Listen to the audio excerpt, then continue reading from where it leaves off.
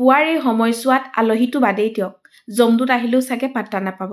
কিমান যে লৰালৰি হয় নহয়নে এই সময়ছোৱাত। এইফালে ভাত ভাজি পাতি লৰালৰিকৈ বাহিৰত থকা গেছটোতে বোলো চাহ অকণমান বনাওঁ। কাৰণ মায়ে মোতকৈ সোনকালে উঠিও ধান বহাই আছে।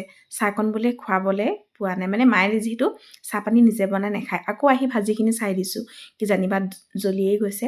আৰু এইফালে মাক চাহকণ দি লৈছোঁ, এইফালে ধান বহাই আছে, চাহ খাওঁ যিহেতু লাগিয়েই আছে। মানে এনেকুৱা হয় সময়ছোৱাত যেন গছৰ মূৰটো যেন মানুহ কৰি ল'ম তেনেকুৱা লাগে। মানে ইফালে কিবা এটা কৰিলে সিফালে থাকিয়েই যায়। লৰালৰিকৈ বোলো মুমুকণ আৰু জানমানৈ স্কুললৈ খাবলৈ একোৱে নাই। সেইকাৰণে কুকুৰা গঁৰালতে সোমালোগৈ, কণী কেইটামান চালোঁ, দুজনীলৈ 2টা কণী লৈ আহিলোঁ। আৰু আনি মানে যিহেতু টিফিন বৰ কিবা কিবি নিবলৈ নিবিচাৰে, এনেকৈ যদিহে ভাত ভাজি অকণমান বনাই দিওঁ তেতিয়া তাই টিফিনটো নিয়ে। আৰু লগতে খাই আহিলে মোৰ ভালো লাগে, যিহেতু ভাত বুলি ভাবি লওঁ। আহি পেলাই যদিও তাই খাবলৈ নিবিচাৰে তেতিয়া ইমান জোৰ কৰি নাথাকোঁ। যাব সময়তনো কিনো খাই, লৰালৰিকৈ কিবা কেইটামান খুৱাই পঠিয়াওঁ। আৰু এনেকুৱা জানেনে, আমাৰ মুমুকণক স্কুললৈ উলিওৱা সময়তো মোৰ মানে এনেকুৱা লাগে মই যেন বহুত ডাঙৰ কিবা বোজা এটা লৈ আছোঁ এনেকুৱা লাগে। মানে তাইক মিলাবলৈ বৰ দিগদাৰী। এই যে চুলিখিনি মই আঁচুৰি আছোঁ, ফনিয়াই আছোঁ, তাতো মানে বহুত কিবা কিবি হৈ যায় তাই।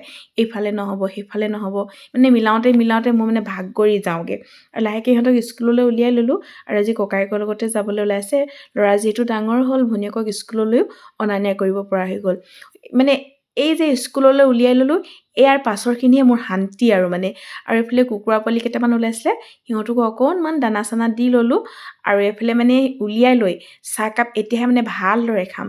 মায়ে এনেও চাহ খাই ভাল পায়। প্ৰায় আমি ভাত খোৱালৈকে আমাৰ 4বাৰমান হয়গৈ চাহ খাওঁতে।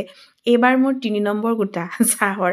আৰু এতিয়া মানে সিহঁতক স্কুললৈ উলিয়াই দি এতিয়া আৰামত মানে বহি লৈ অকণমান আড্ডাও মাৰিম, লগতে চাহো খাম। আৰু আমাৰ মা মানে কি হয়, এই যে ধান বহাই বুলি কয় উখোৱা চাউলটো খুব ভাল পায়, মানে ধানৰ কাম লাগি খুব ভাল পায়।